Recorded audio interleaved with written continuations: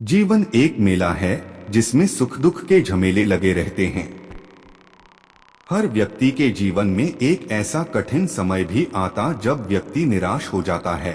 ऐसे समय पर यदि धैर्य से काम लिया जाए और खुद को प्रेरित करके रखा जाए तो सफलता भी आपकी दहलीज पर दस्तक देती है। भगवान श्री कृष्ण ने श्रीमद् भागवत गीता जी के निर्मल ज्ञान प्रकाश से पार्थ की परेशानियों का तमस मिटाया था। Difficult time inspirational Krishna quotes in Hindi के माध्यम से आप कठिन समय में प्रेरणा से भर देने वाले श्री कृष्ण के विचारों को पढ़ पाएंगे। कृष्ण को अलग अलग लोगों ने अलग अलग तरीकों से देखा और अनुभव किया है। इसे समझने के लिए दुर्योधन का उदाहरण लेते हैं। वह अपनी पूरी जिंदगी एक खास तरह की स्थितियों से घिरा रहा।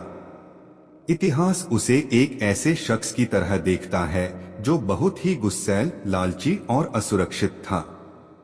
वह हमेशा सबसे ईर्ष्या करता रहा और सबका बुरा चाहता रहा। अपनी ईर्ष्या और लालच में उसने जो भी काम किए वे उसके और उसके कुल के विनाश की वजह बन गए। ऐसा दुर्योधन कृष्ण के बारे में कहता है। कृष्ण एक बहुत ही आवारा और मूढ़ व्यक्ति है जिसके चेहरे पर हमेशा एक शरारती मुस्कान रहती है। वह खा सकता है, पी सकता है, गा सकता है, प्रेम कर सकता है, झगड़ा कर सकता है, बड़े उम्र की महिलाओं के साथ वह गप्पे मार सकता है और छोटे बच्चों के साथ खेल भी सकता है। ऐसे में कौन कहता है कि वह ईश्वर है? शकुनी महाभारत का ही एक और चरित्र है शकुनी। शकुनी को कपट और धोखेबाजी का प्रतीक माना जाता है।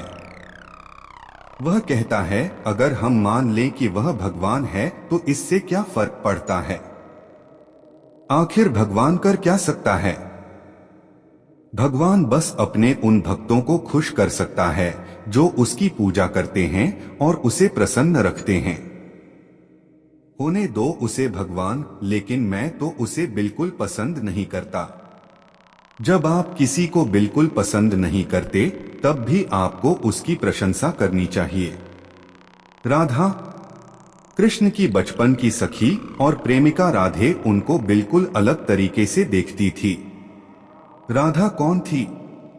एक साधारण सी गांव की लड़की जो दूध का काम करती थी।